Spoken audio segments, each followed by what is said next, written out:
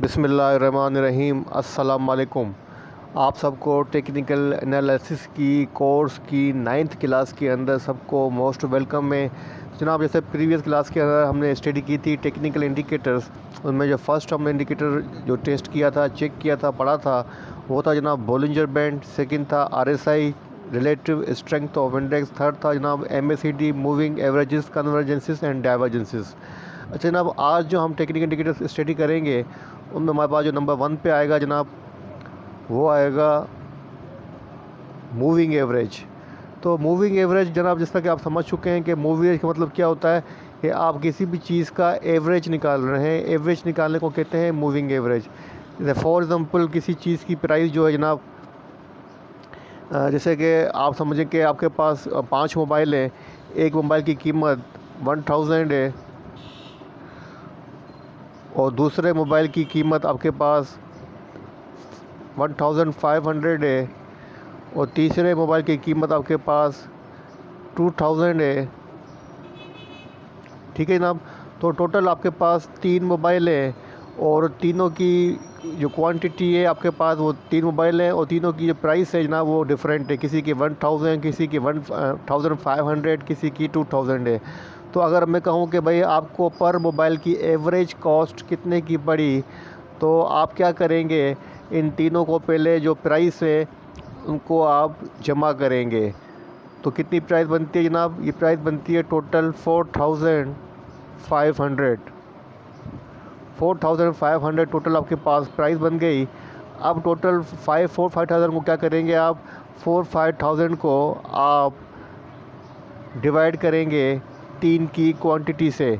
जब आप 4500 को डिवाइड करेंगे 3 से, तो आपको जो पर कॉस्ट पड़ेगी, पर मोबाइल की जो कॉस्ट पड़ेगी वो पड़ेगी जनाब,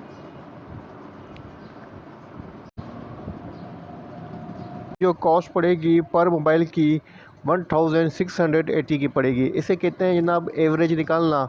इसी तरीके से जनाब हम प्राइस के ऊपर जो है डिफरेंट क्लोजिंग प्राइस को जब जमा करते हैं तो डिफरेंट हमारे पास मूविंग एवरेज बन के निकल के सामने आते हैं, जिनकी मुख्तलिफ जो है जनाब रेंज होती है। ताकि यहाँ पे आप पढ़ सकते हैं, थोड़ा सा थ्योरी को पढ़ लेते हैं। अगर आप थ्योरी पे पढ़ें तो यहाँ पे लिखा हुआ है, among average MA is a stock indicator that is commonly used at technical analysis. The reason of calculating the moving average of a stock is to help smooth out the price data by creating constantly updated average price। मतलब हम जो है moving average को technical analysis के लिए, data को analysis करने के लिए यूज़ करते हैं ताकि हम किसी भी प्राइस की जो एवरेज प्राइस है उसको निकाल सकें। और ये जस्ट आपको ये टेक्निकल इंडिकेटर है मूविंग एवरेज, ये जस्ट आपको इस बात को इंडिकेट करता है कि प्राइस के अंदर स्ट्रेंथ आ रही है या वीकनेस आ रही है। तो फर्दर आप इसको थोड़ा सा पढ़ लीजिएगा, नोट्स में आपके साथ शेयर करूँगा। फ़िलहाल चलते हैं चार्ट के ऊपर और चार्ट पे इसको अप्लाई करके समझने की कोशिश करते हैं।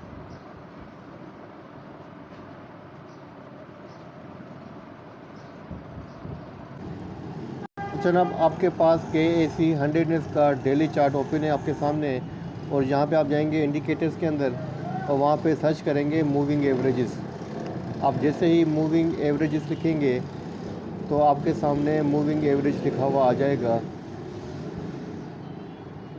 जैसे जैसे मैं आपने लिखा कि मूविंग एवरेजेस, तो यहाँ पे आपके सामने लिस्ट खुल गई है। जिसके बाद आप मूविंग एवरेज को सेलेक्ट करेंगे इसको, और जैसे ही आप इसको सेलेक्ट करेंगे फिर इसको यहाँ से क्लोज़ करेंगे, स्क्रीन को फुल कर दें, तो आपके सामने जनाब यहाँ पे ऑटो डिफ़ॉल्ट के अंदर जो मूविंग एवरेज लगता है वो लगता है जनाब 9 डेज़ का। तो जनाब अब ये 9 डेज़ की जो प्राइस है, 9 डेज़ की जो क्लोजिंग प्राइस है, उसके बाद जो एवरेज प्राइस बनती है उसकी ये लाइन है ब्लू कलर की। तो जनाब यहाँ पे आप देखते हैं कि जब तक प्राइस 9 डेज़ की मूविंग एवरेज से अबाव रहता है तो प्राइस के अंदर स्ट्रेंथ रहती है, और प्राइस जैसे ही 9 डेज़ की मूविंग एवरेज के बिलो आता है तो आपको इसके अंदर जो है वो वीकनेस नज़र आती है। तो जनाब अब ये आपके ऊपर है कि आप कितने दिनों का चार्ट देखना चाहते हैं, आपकी जो स्ट्रेटजी है वो कितने दिनों की है, उस वक्त के हिसाब से आपको जो है वो टाइम फ्रेम के हिसाब से मूविंग एवरेज अप्लाई करने हैं। शॉर्ट टर्म के लिए डेली चार्ट के ऊपर आप अप्लाई कर सकते हैं 5 डेज़ का। अगर वीकली बेसिस ले रहे हैं पोजीशन तो 9 डेज़ का, 20 डेज़ का, 21 डेज़ का अप्लाई कर सकते हैं। अगर आपकी मिड टर्म की पोजीशन है 3 मंथ से लेकर 6 मंथ की है तो आप 50 डेज़ का मूविंग एवरेज अप्लाई कर सकते हैं। बहुत से लोग 100 डेज़ का 200 डेज़ का भी अप्लाई करते हैं लॉन्ग टर्म के लिए। अब वो आपके ऊपर है कि आप कितने दिनों का जो मूविंग एवरेज है वो अप्लाई करना चाहते हैं, तो उसी हिसाब से अपने टाइम फ्रेम से आपको सेट करना है, ठीक है ना। तो ये है मूविंग एवरेजेस। अच्छा, मूविंग एवरेज बहुत सारी किस्मों के होते हैं, इस तरीके से आपने पढ़ा लिस्ट के अंदर। कहीं आप देखेंगे तो वो मूविंग एवरेज आपको लिखा हुआ आएगा MA, कहीं SA में, कहीं DA में, कहीं आपको EA में लिखा हुआ आएगा। मुख्तलिफ़ किस्म के EA में और DA में SA में आपको लिखे हुए आते हैं मूविंग एवरेज के हिसाब से। तो जो जस्ट नॉर्मली जो यूज़ होते हैं दो, वो होते हैं जनाब SA में सिंपल मूविंग एवरेज, और इसकी मीनिंग भी सेम है, और DMA की मीनिंग भी सेम है। SA में MA DMA की मूविंग सेम है। बाकी जस्ट EMA की जो थोड़ी सी डेफिनेशन है, थोड़ी सी चेंज है, और जिसको EMA को एक्सपोनेंशियल मूविंग एवरेज को एक फ़ास्ट मूविंग एवरेज समझा जाता है, और SMA को जनाब जो है स्लो मूविंग एवरेजिंग जो समझा जाता है। अब SMA के अंदर और DMA के अंदर और EMA के अंदर क्या फ़र्क है, तो वो आपको मैं यहाँ पे थोड़ा सा गाइड कर देता हूँ। तो जनाब यहाँ पे आप देखेंगे कि प्राइस जो होती हैं SMA के अंदर क्या होता है। SMA के अंदर प्राइस जो शुरू होती हैं वो डिसेंडिंग आर्डर में शुरू होती हैं ना, डिसेंडिंग आर्डर में, मतलब पहले की, जैसे आज की डेट है 22 मार्च, तो 21 का डेटा लिया जाएगा, उसके बाद 22 का लिया जाएगा, ठीक है जनाब। उसके बाद जो है मूविंग एवरेज को काउंट किया जाएगा। लेकिन EMA में क्या होता है, इसके बिल्कुल रिवर्स होता है। मतलब जिस तरह के ये डिसेंडिंग आर्डर में काउंट होता है, तो जनाब ये आपको असेंडिंग आर्डर में काउंट होते नजर आएंगे। इसमें जो पहले डेटा काउंट किया जाएगा वो आज का किया जाएगा 22 मार्च का, उसके बाद जनाब काउंट किया जाएगा 21 मार्च का। तो समझ लें इसमें यह फ़र्क है कि इसीलिए इसको कहा जाता है कि ये आगे के दिनों को काउंट करके आपको एक एवरेज प्राइस बताता है, और SMA में ये फ़र्क है कि SMA में आपको प्रीवियस डेज में से डेटा काउंट करके उसमें से एवरेज प्राइस निकाल के दिखाता है, और कोई फ़र्क नहीं है। इसीलिए EMA को थोड़ा सा फास्ट बनाया जाता है। लेकिन अगर आप लॉन्ग टर्म की पोजीशन ले रहे हैं, तो लॉन्ग टर्म के लिए आपको जो है वो SMA ही बेहतर रहता है। तो आई थिंक आपको SMA और EMA का जो डिफरेंस है वो समझ में आ गया होगा। और अगर आप चाहें तो चार्ट के ऊपर जिस तरीके से चाहे मूविंग एवरेज में सेटिंग को चेंज करके, जैसे 9 डेज़ की ऑटो है तो यहाँ पे आप 50 भी कर सकते हैं, 100 भी कर सकते हैं, जिस तरीके का चाहें आप लगा सकते हैं। आपके सामने वही लगेगा जो आप लगाएंगे। अब यहाँ पे आप देखें तो आपके सामने 50 डेज़ का मूविंग एवरेज बन चुका है, जो कि पहले 9 डेज़ का था, अब यहाँ पर वो 50 डेज़ का बन चुका है। तो आप जिस तरीके से चाहे चेंज कर सकते हैं, चाहे तो 50 कर दें, चाहे तो 100 कर दें, ठीक है ना आप। तो ये हो गए SMA और EMA की एक्सप्लेनेशन, और इसको किस तरीके से अप्लाई करते हैं बता दिया। अच्छा, अब मूविंग एवरेजेस का एक और कमाल होता है, जिसे हम कहा जाता है मूविंग एवरेजेस क्रॉस। इसमें से जो सबसे बुलिश क्रॉस ओवर माना जाता है वो कहा जाता है गोल्डन क्रॉस, जो कि दो मूविंग एवरेजेस के कम्बिनेशन से बनता है। तो आज चेक करते हैं कि उसमें कैसे बनता है। तो फर्स्ट उसके अंदर लाइन होती है वो होती है जनाब 50 डेज़ की, और जो सेकंड हमारे पास मूविंग एवरेज होता है वो होता है 100 डेज़ का। तो जैसे ही शॉर्ट टर्म के ऊपर 50 डेज़ की ये मूविंग एवरेज है, वो 100 डेज़ को, इसे मिसाल के तौर पर ये आपके पास 50 डेज़ की मूविंग एवरेज है, और ये आपके पास 100 डेज़ की मूविंग एवरेज है। 50 डेज़ की मूविंग एवरेज जैसे ही क्रॉस करेगी 100 डेज़ के मूविंग एवरेज को, तो जनाब आपके पास ये बनेगा गोल्डन क्रॉस। मैं आपको लगा के दिखा देता हूँ ताकि आपको इजीली समझ में आ जाए। जनाब यहाँ पे आप देखें मैंने मूविंग एवरेज क्रॉस, जो कि आपको यहाँ पर ही मिल जाएगा इंडिकेटर्स के अंदर, जो कि MA क्रॉस के नाम से होगा। और यहाँ पे आप देखें तो आपको छोटे छोटे जो यहाँ पर थोड़े से क्रॉस बनते हुए नज़र आ रहे होंगे। अगर आप गौर करें तो यहाँ पे आपको थोड़े बहुत यहाँ पे क्रॉस नज़र आ रहे होंगे। जैसे हाईलाइट कर देता हूँ, एक क्रॉस यहाँ बनता हुआ नज़र आ रहा होगा, एक क्रॉस यहाँ बना हुआ नज़र आ रहा है, एक क्रॉस यहाँ आ रहा है। डिफरेंट क्रॉस आपको बनने हुए नज़र आ रहे हैं, तो इसे कहा जाता है मूविंग एवरेजेस क्रॉस, ठीक है। अब गोल्डन क्रॉस जो कि बुलिश क्रॉस ओवर होता है, उसके लिए हम क्या करते हैं, उसकी सेटिंग में जाके डिफ़ॉल्ट सेटिंग के अंदर हम उसको सेटिंग को चेंज करेंगे। वो हम कैसे करते हैं जनाब डिफ़ॉल्ट सेटिंग को चेंज? हम जाएंगे मूविंग एवरेज क्रॉस के इस सेटिंग में, और सेटिंग को क्लिक करेंगे, और जो आपके सामने इनपुट है, इनपुट के अंदर शॉर्ट के अंदर आप सेलेक्ट करेंगे 50 डेज़, यहाँ लगाएंगे आप 50 डेज़ का इनपुट, और उसके बाद जनाब लॉन्ग के लिए लगाएंगे जनाब यहाँ पर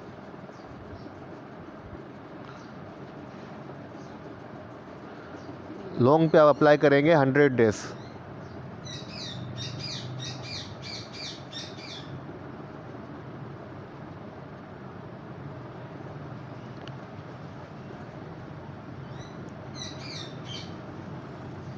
ठीक है ना। तो आपने यहाँ पे देख सकते हैं अब यहाँ पे डेटा चेंज हो चुका है, 50 डेज़ और 100 डेज़ का डेटा आपके सामने है। ठीक है, अब जो ग्रीन कलर की लाइन है, ये आपको ग्रीन कलर की लाइन यहाँ पे नज़र आ रही है, ये आपके पास शॉर्ट टर्म का मूविंग एवरेज है जो कि बनता है 50 डेज़ का। और उसके बाद जो आपके सामने रेड कलर की लाइन है जनाब, ये आपके सामने 100 डेज़ का मूविंग एवरेज है। ठीक है जनाब। तो जब भी 50 डेज़ की moving average line 100 days line को क्रॉस करके इसके ऊपर जाती है तो वो कहलाता है जनाब गोल्डन क्रॉस। क्या कहलाता है? Golden cross. अब यहाँ पे आपको मैं दिखाता हूँ, अगर आप गौर करें तो यहाँ पे जो बना हुआ है 50 डेज़ की मूविंग एवरेज प्राइस जो है 100 डेज़ की जो रेड लाइन है 100 डेज़ की मूविंग एवरेज को क्रॉस करके इसके नीचे आई है, तो ये क्या कहलाता है? Negative cross, death cross. ये क्या बन गया जनाब? ये बन गया डेथ क्रॉस।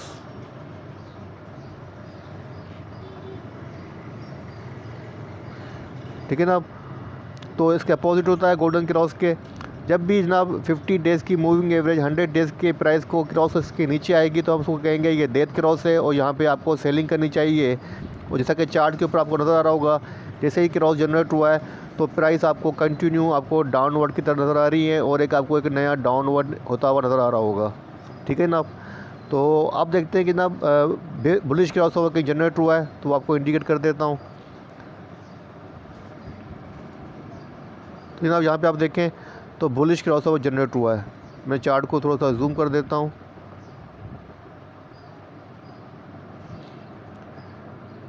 यहाँ पे आप देखें तो आपको नज़र आ रहा होगा कि बुलिश क्रॉस ओवर जनरेट हुआ है।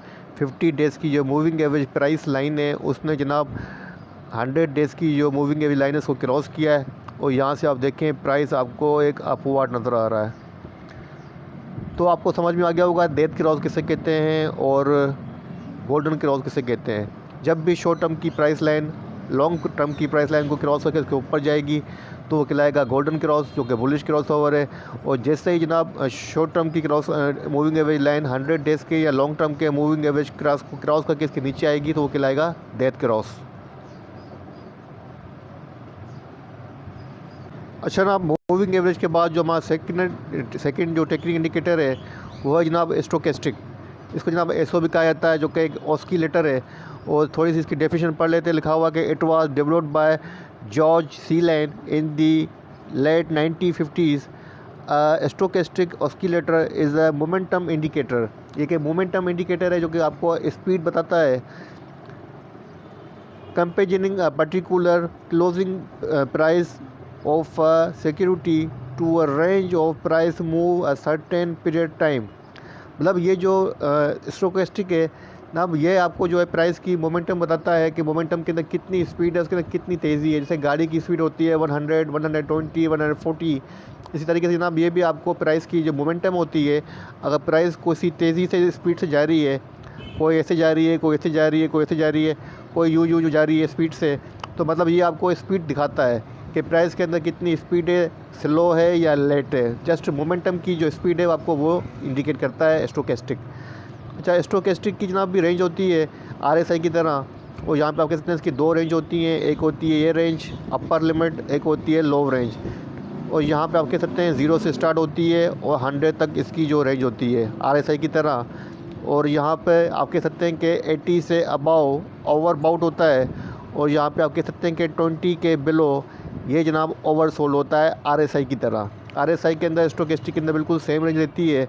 जब भी प्राइस 20 के बिलो आती है तो हम समझते हैं कि अब यहाँ से प्राइस ऊपर जाएंगी, यहाँ से रिवर्सल एक्सपेक्टेड है। इसी तरीके से जब प्राइस 80 से अबाव जाती हैं, 90 या 100 को टेस्ट करती हैं, तो हम क्या एक्सपेक्ट करते हैं कि यहाँ से प्राइस रिवर्सल होगी और प्राइस यहाँ से नीचे आएंगी।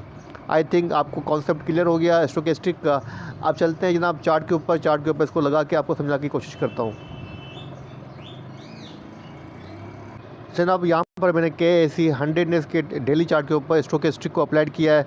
तो अगर आप स्टोकेस्टिक पर गौर करें तो आपको यहाँ पे दो लाइन नज़र आ रही होंगी MACD की तरह।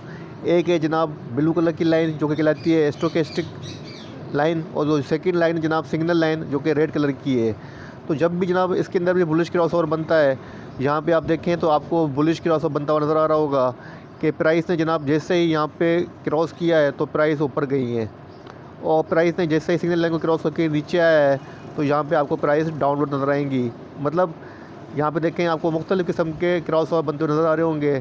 कभी MACD की कभी जो स्टोकेस्टिक लाइन है वो सिग्नल लाइन को क्रॉस करके ऊपर जाती है, कभी यही line stochastic line signal line को क्रॉस करके रेड कलर की लाइन को क्रॉस करके इसके नीचे आती है।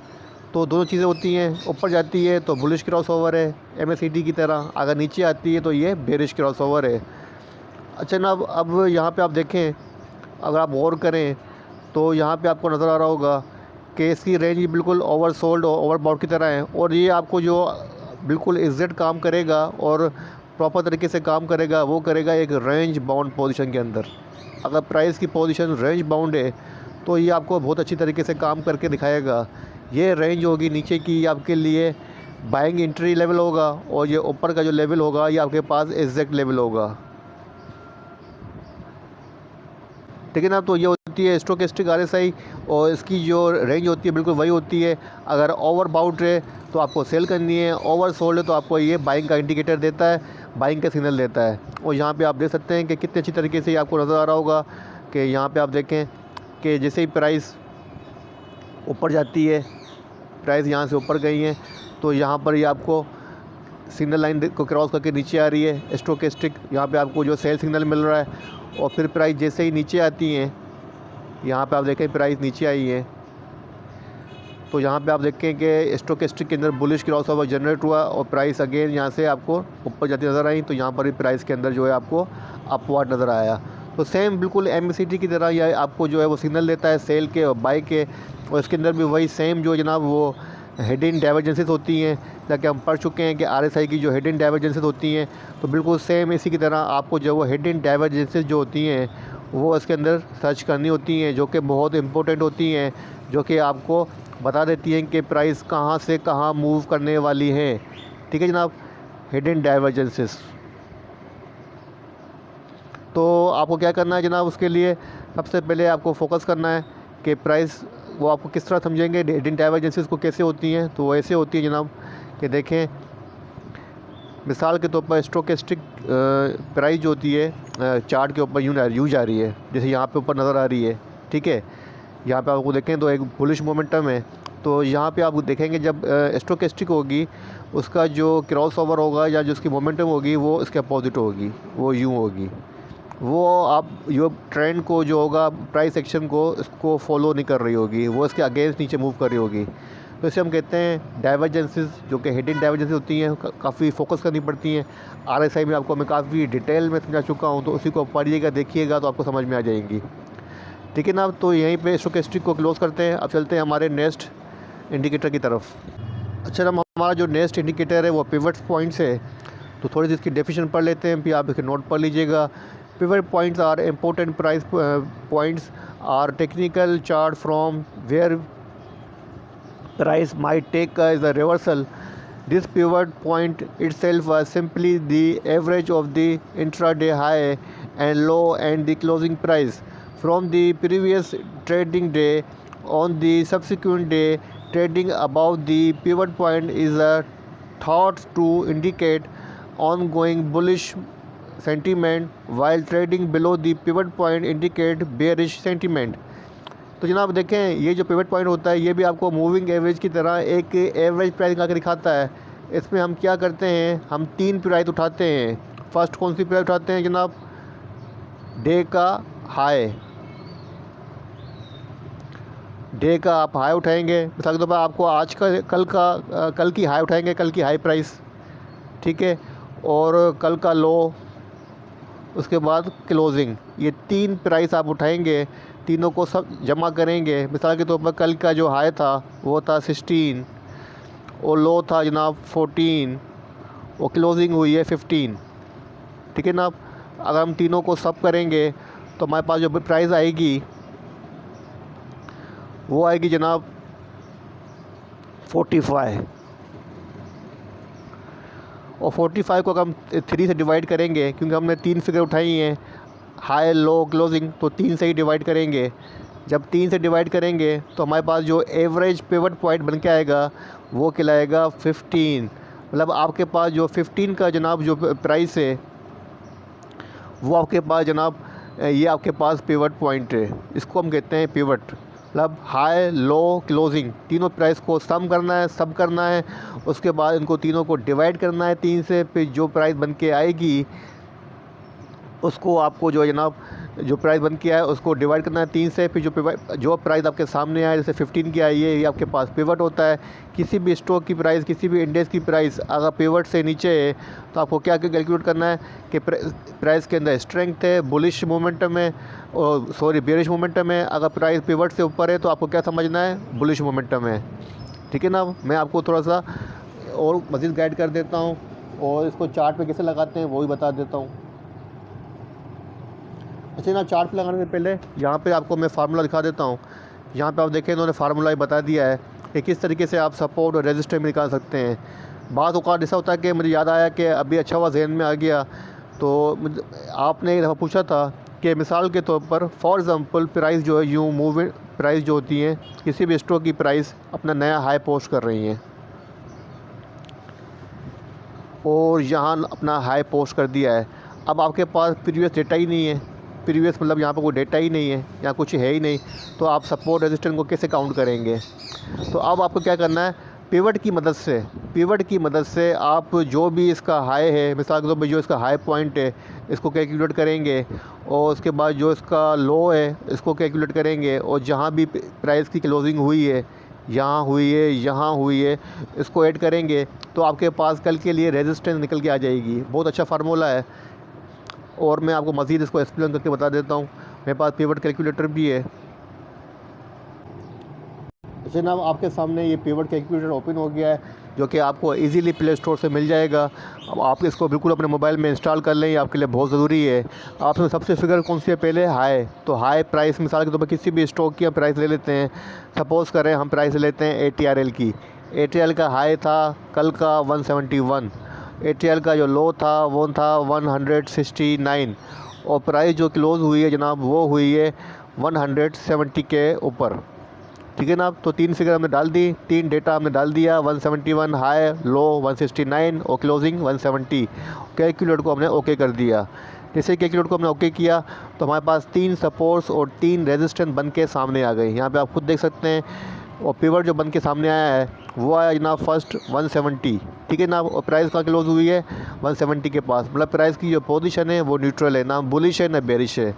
और अब जो फर्स्ट बनेगी रेजिस्टेंस वो 171 की है और सेकंड बनेगी 172 की है और जो 3 बनेगी रेजिस्टेंस 173 की है। सपोर्ट की बात करें तो फर्स्ट सपोर्ट बनती है 169 की, सेकेंड बनती है 168 की, तो थर्ड बनती है जनाब 167 की। तो जनाब इसी तरीके से हम पिवट के ज़रिए कैलकुलेट कर सकते हैं कि एक सपोर्ट कहाँ बनेगी, रेजिस्टेंस कहाँ बनेगी। अगर किसी ऐसे स्टॉक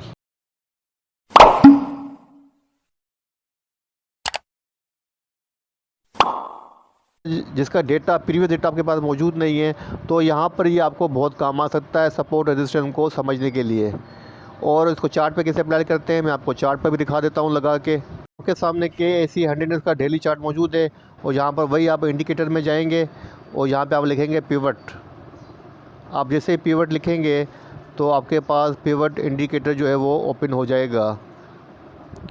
ठीक है ना। तो यहाँ पे आप देखें पिवट इंडिकेटर आपके सामने ओके कर दें तो ये पिवट आपके सामने अप्लाइड हो गया है। ठीक है ना। तो ये आपके सामने देखें डिफरेंट सपोर्ट रेजिस्टेंस बन सामने आ गई हैं। तकरीबन जो डिफ़ॉल्ट में आती हैं वो 15 आती हैं। तो आप इसकी ऑटो सेटिंग को भी चेंज कर सकते हैं। पिवट को कैलकुलेट को ओके करेंगे, सेटिंग में जाएंगे, सेटिंग में जाके आप 15 की जगह पे 3 लगा दें तो आपके पास 3 सपोर्ट और 3 रेजिस्टेंस सामने आएंगी और ज़्यादा नहीं आएंगी।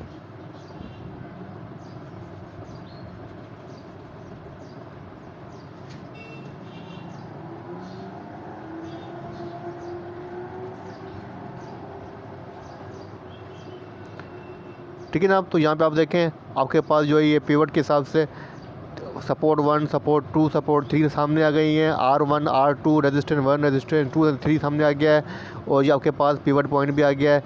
अगर पिवट पॉइंट को हाईलाइट करूँ तो ये आपके पास पिवट पॉइंट है, ठीक है ना। और ये सपोर्ट 1 है, ये सपोर्ट 2 है, ये R1 है, ये R2 है। ये सब चीज़ें आपके सामने आ जाती हैं। ये इसका पिवट पॉइंट सब आपके सामने हैं।